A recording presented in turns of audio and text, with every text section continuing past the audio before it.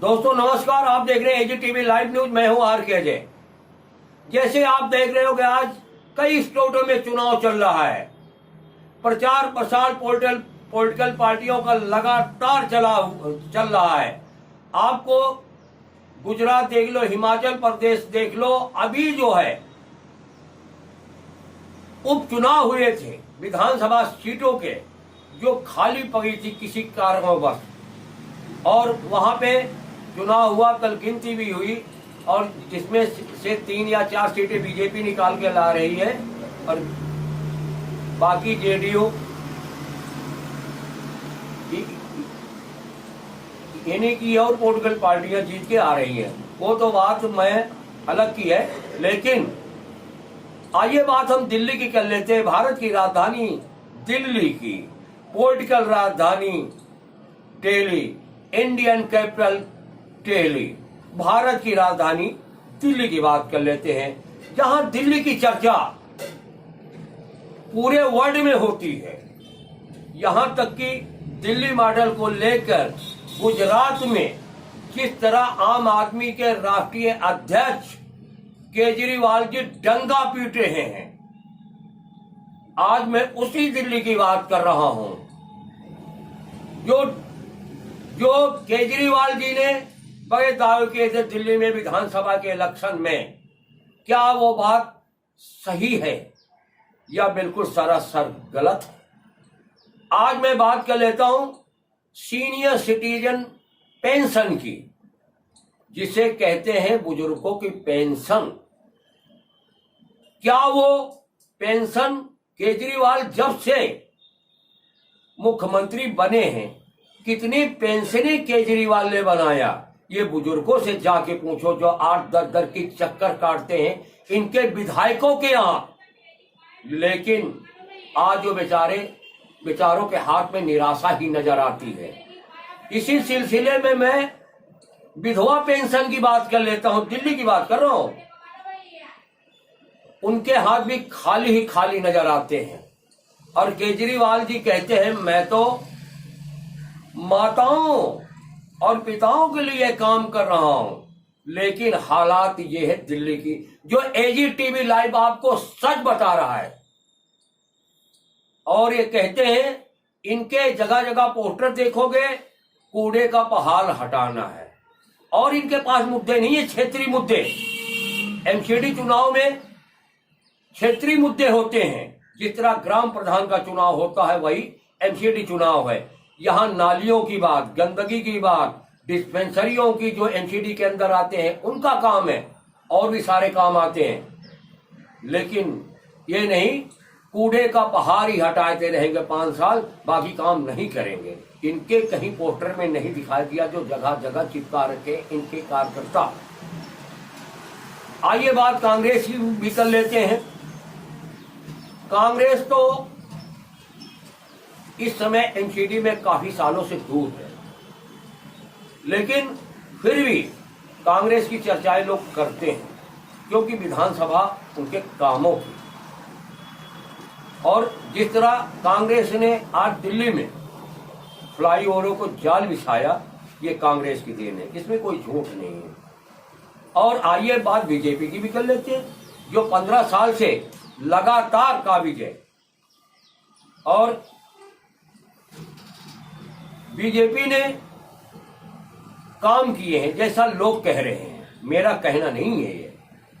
अभी एक 4 तारीख को इसी महीने में एक प्रोग्राम हुआ था माइनॉरिटी मोर्चे द्वारा, जो बुलंद मस्जिद शास्त्री पार्क इलाके में हुआ था, वार्ड नंबर 213 में, जो अभी वार्ड नंबर 213 बना है। और जो शास्त्री पार्क की बीजेपी की मंडल अध्यक्ष है पूजा शर्मा, और उसमें पार्टी के अनेक कार्यकर्ता और नेता एकता के साथ दिखाई दिए। कोई उसमें फूट कहीं से कहीं तक देखने को नहीं मिल रही थी, न समझ में आ रही थी। जिस तरह माइनॉरिटी मोर्चा द्वारा एक झंडा अभियान चलाया गया, वो तिरंगा झंडे की बात नहीं कर रहा हूं मैं बीजेपी की झंडे की बात कर रहा हूं। और उन्होंने घर घर पे जाके तिरंगा लगाया। लोगों ने अपने खुशी से जाके, खुशी से तिरंगा लेके अपने आप लगा लिया अपने घरों पे। मैं ये बात क्यों कह रहा हूं? क्योंकि एमसीडी का इलेक्शन आया है, तो लोगों को ये खुशी है, नवाब जैसा जुझारू नेता या पार्टी का कार्यकर्ता कहें, इस समय वर्तमान में वो माइनॉरिटी मोर्चा दिल्ली प्रदेश के उपाध्यक्ष हैं।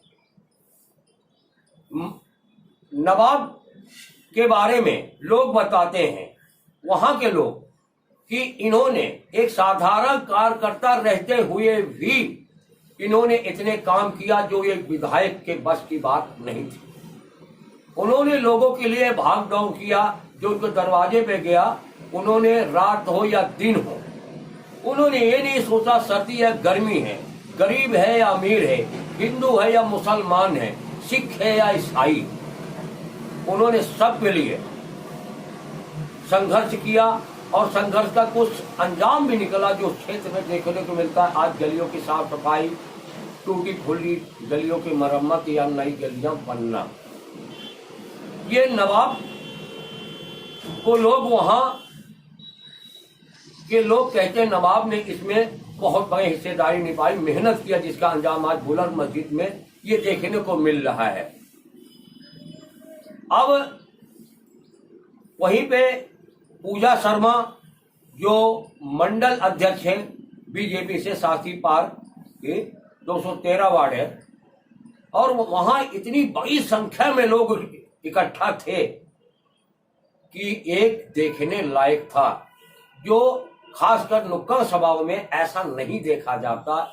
खासकर छोटी मोटी गलियों में, पग यात्राओं में इतनी बड़ी संख्या में लोगों को नहीं देखा, क्योंकि पार्टी के प्रति और नवाब के प्रति लोगों का एक रुझान है। अब वो समय की बात है, किसको पार्टी टिकट देती है या नहीं देती है, पार्टी का अपना एक मैटर है, अंदरूनी मुद्दा काम है, वो तो समय बताएगा। आप बने रहे एजीटीवी लाइव के साथ। एजीटीवी लाइव पे कभी खबरों का सिलसिला कम नहीं होता। चैनल को लाइक करें, शेयर करें, सब्सक्राइब जरूर करें, कमेंट करें, और इसी के साथ आर.के. अजय को दीजिए इजाजत। फिर मिलेंगे किसी और खबरों के साथ, तब तक आप बने रहें एजीटीवी लाइव के साथ। भारतीय जनता पार्टी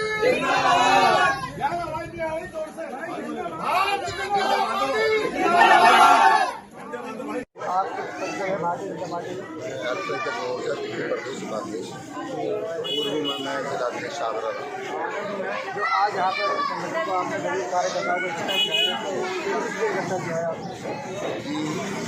ये होता क्या है, जो पिछली पार्टी है वो विरोध करे जा रही है कि